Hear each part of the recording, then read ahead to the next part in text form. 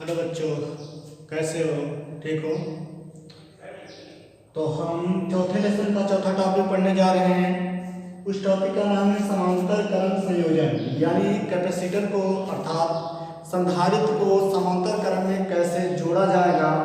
तो उसका चित्र हम आपके सामने दे दिए हैं। तो कहेंगे इस प्रकार के संयोजन में सभी संधारित्रों के जो प्रथम प्लेट होंगे वो बिंदु ए से जोड़ेंगे, जिसका संबंध किससे होगा? विद्युत स्रोत से होगा। और संधारित्र के सभी दूसरे प्लेट को बिंदु हम बी से जोड़ते हैं, जिसका संबंध किससे होगा? पृथ्वी से होगा। पृथ्वी से होगा। और इनकी धारिताएं क्या होगी? C1 और C2 C3 होगा। और A और B के बीच जो विभवांतर होगा वो क्या होगा? V होगा। और बिंदु B को किससे जोड़ देंगे? पृथ्वी जोड़ देंगे। और हमारा A और B का जो आवेश होगा समान रूप से अलग अलग होगा। जब एक द्वारा विद्युत स्रोत द्वारा आवेश दिया जाता है तो आवेश को क्या होता है? बटकर प्रवाहित होती है। आवेश क्या होता है? बटकर प्रवाहित होती है। पहले में Q1, दूसरे में Q3, पहले में Q1, दूसरे में Q2, तीसरे में Q3 ये होता, लेकिन विभव यहाँ पर क्या होता है? समान होता है। आवेश अलग अलग, धारिता क्या होगी? अलग अलग होगी। इसके जो होगा भीतरी तल पर प्लस आवेश होगा तो उसके सामने वाले तल पर क्या होगा? माइनस आवेश होगा। तो ये चीज जैसे वहां पढ़े हो सेम उसी प्रकार है। तो सबसे पहले हम क्या कहेंगे? माना तीन संधारित्रों को समांतर क्रम में जोड़ा गया। माना तीन संधारित्र प्लेटों को क्या किए गए हैं? समांतर क्रम में जोड़े गए हैं। तीनों संधारित्रों के प्रथम प्लेट को बिंदु ए से जोड़ा गया है, जिसका संबंध किससे है? विद्युत स्रोत से है। ठीक उसी प्रकार हम क्या करेंगे? तीनों संधारित्रों के दूसरे प्लेट को बिंदु बी से जोड़ा गया है, जिसका संबंध पृथ्वी से है। अब जब और इनकी धारिता, तीनों प्लेटों की धारिता क्या है? C1 C2 C3 है। जब विद्युत स्रोत द्वारा बिंदु ए को आवेश दिया जाता है तो बिंदु ए से आवेश क्या होता? बटकर प्रवाहित होती है। तो पहले संधारित्र पर Q1, दूसरे पर Q3, तीसरे पर Q1 Q2 Q3 होगा। और इस पर पहले वाले प्लेट पर प्लस आवेश, दूसरे वाले प्लेट पर ऋण आवेश उत्पन्न हो जाता है।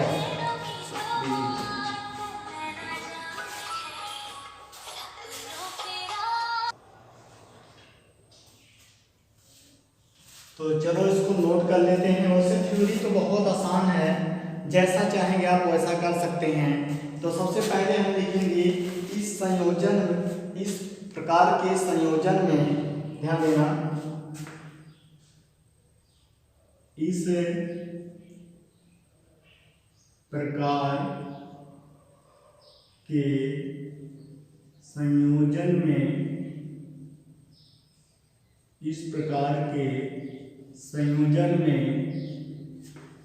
इस प्रकार के संयोजन में संधारित्रों की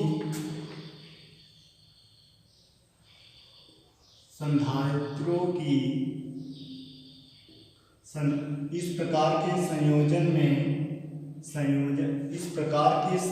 में संधारित्रों की पहली प्लेटों को सभी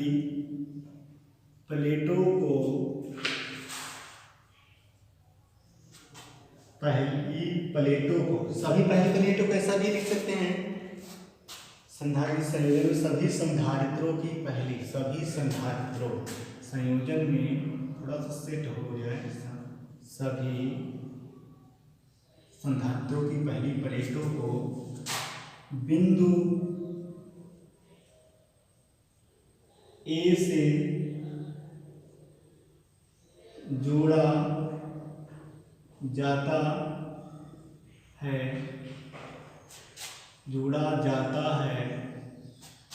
जिसका संबंध है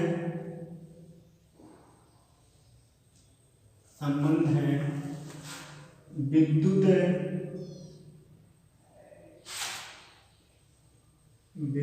स्रोत से है। क्लियर हो गया? विद्युत स्रोत से है। अब हम क्या करेंगे? तथा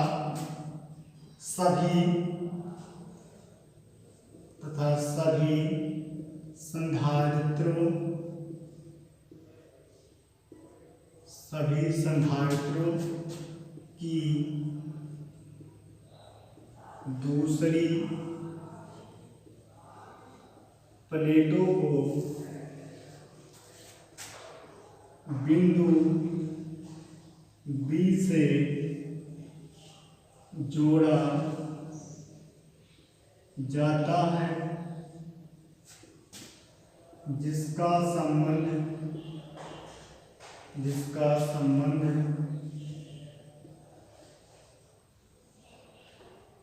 पृथ्वी से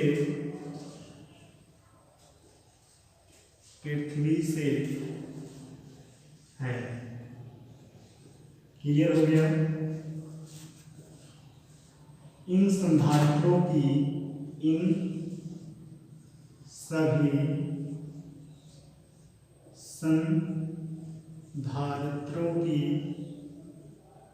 संधारित्रों की धारिता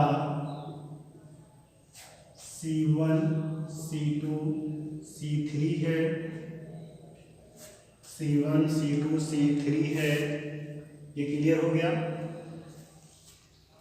जब बिंदु ए को विद्युत स्रोत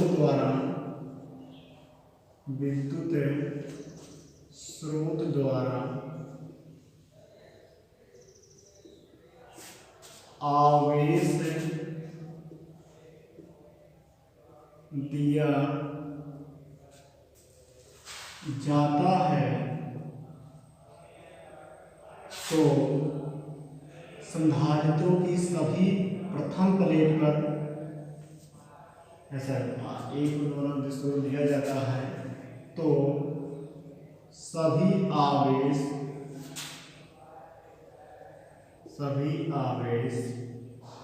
बटकर प्रवाहित होती हैं, जो इस प्रकार हैं: Q1 Q2 Q3। चलिए, हो गया?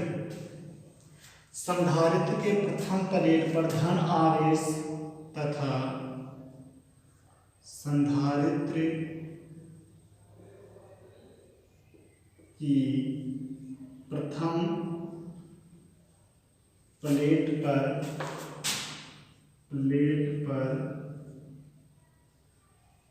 धन आवेश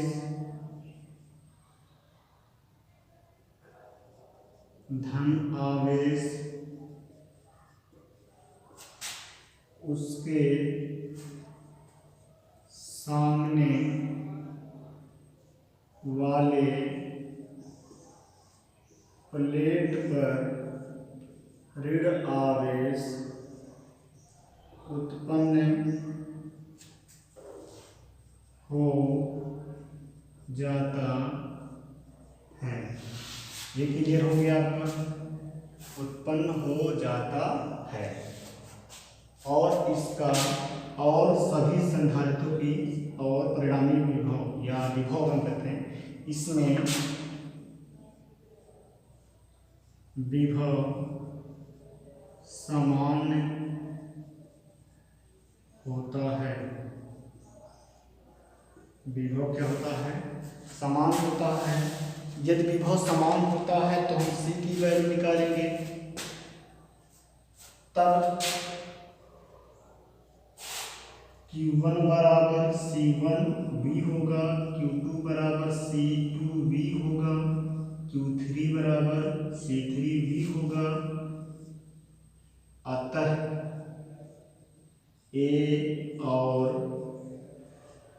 बी के बीच कुल आवेश, तो Q बराबर Q1 धन Q2 धन Q3 डॉट डॉट कर सकते हैं।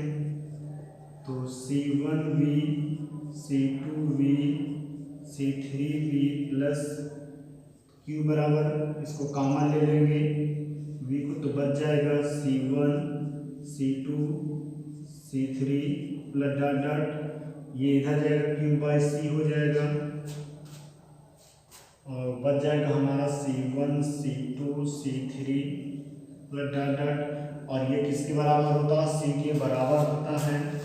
तो C बराबर C1 धन C2 धन C3 प्लस डॉट डॉट, और आपका समांतर क्रम में फाइनल जो रिजल्ट आएगा C बराबर C1 धन C2 धन C3 डॉट डॉट करके आएगा।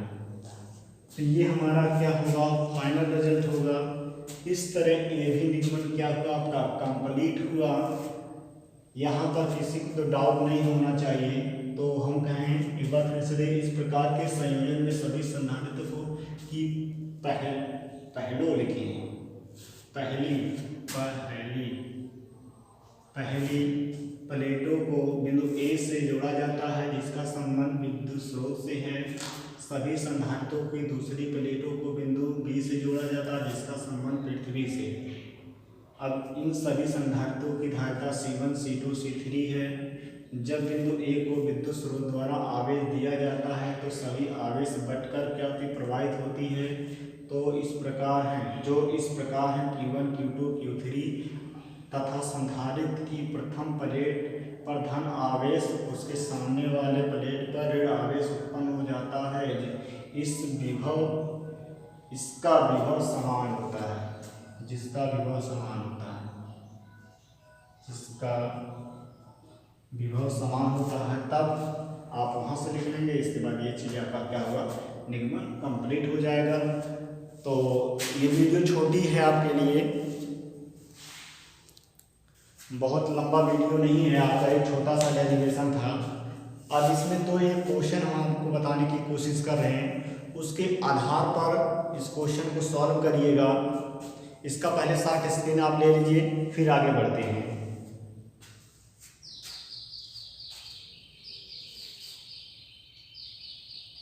चलो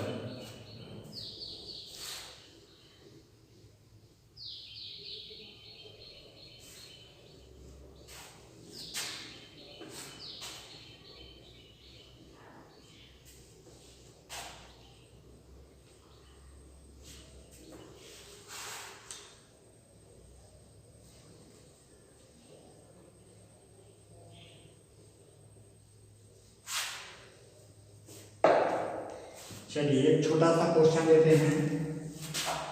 सबसे पहले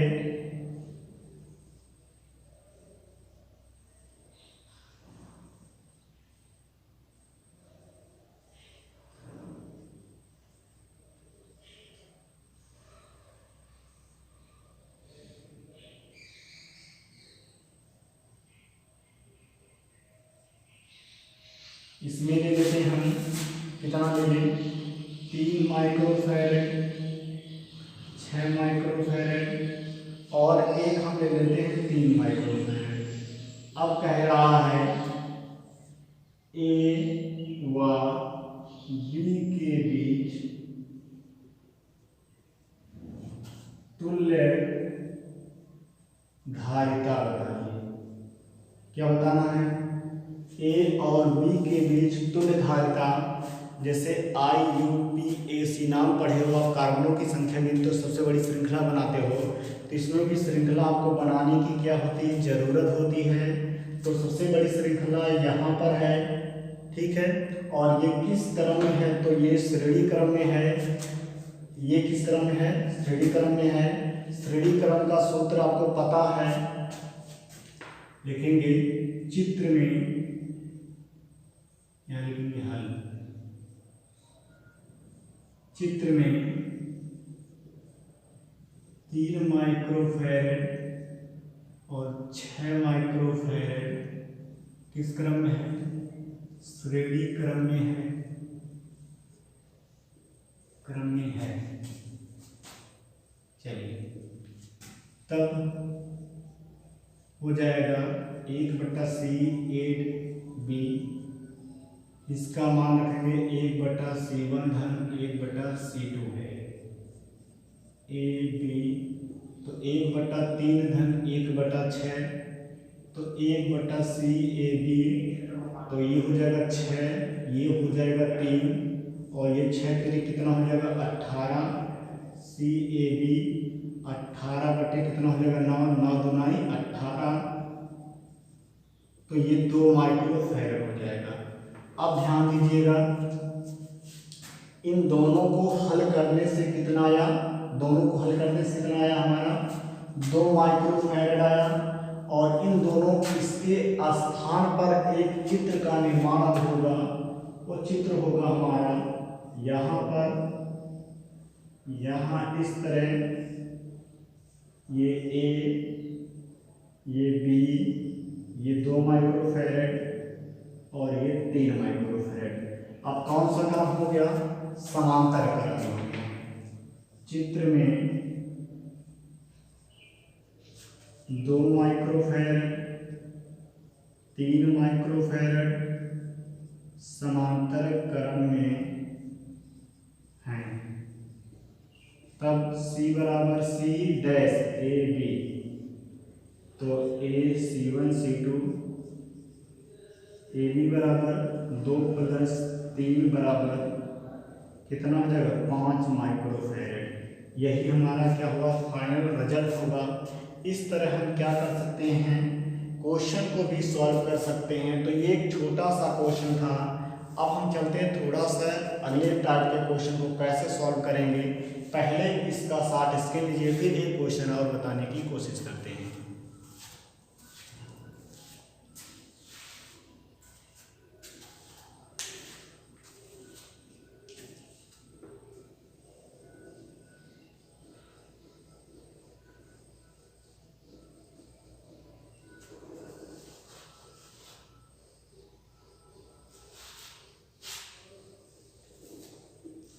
हाँ देखिए, क्वेश्चन तो थोड़ा सा वही रहेगा उसी प्रकार का, थोड़ा तो हम चेंज करेंगे।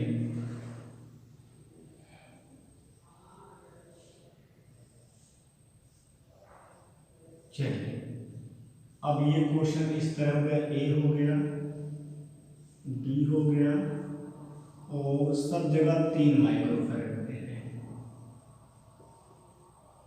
सब जगह क्या है 3 माइक्रोफैरड। अब इस क्वेश्चन को कैसे सॉल्व किया जाएगा उसको देखते हैं। जैसे श्रृंखला बनाएंगे तो इन दोनों को किस क्रम में जोड़ेंगे, समांतर क्रम में लिखेंगे। हल चित्र में 3 माइक्रोफैरड किस क्रम में है, समांतर क्रम में है। तो हम लिखेंगे CAB बराबर C1 C2 CAB हो जाएगा 3 धन 3 बराबर 6 माइक्रोफैरड, तो AB बराबर 6 माइक्रोफैरड। अब ये चित्र बदल जाएगा, जो ये चित्र होगा उस चित्र को हम दूसरे प्रकार बनाएंगे। इन दोनों का स्थान कितना लिखेंगे, 6 लिखेंगे। ये हो गया और ये हो गया, ये A हो गया, ये B हो गया। इन दोनों का स्थान कितना आया है, 6 आया है, तो 6 माइक्रोफैरड, और पहले से कितना है 3 माइक्रोफैरड। तो हम लगाएंगे कौन सा क्रम, श्रेणी क्रम। श्रेणी क्रम में कौन, 6 माइक्रोफैरड और 3 माइक्रोफैरड। चलिए तो हमारा 1/C डैश AB हो जाएगा, 1/C1 1/C2, तो डैश 1/6 + 1/3, 3 एकम 3, 6 एकम 6, 6 3 18 AB, तो 18/9, 9 दूनी 18, 2 माइक्रोफैरड। इसका भी रिजल्ट क्या होगा, वही आएगा। इस तरह सारे क्वेश्चन को क्या कर दिया जाता है, सॉल्व कर दिया जाता है।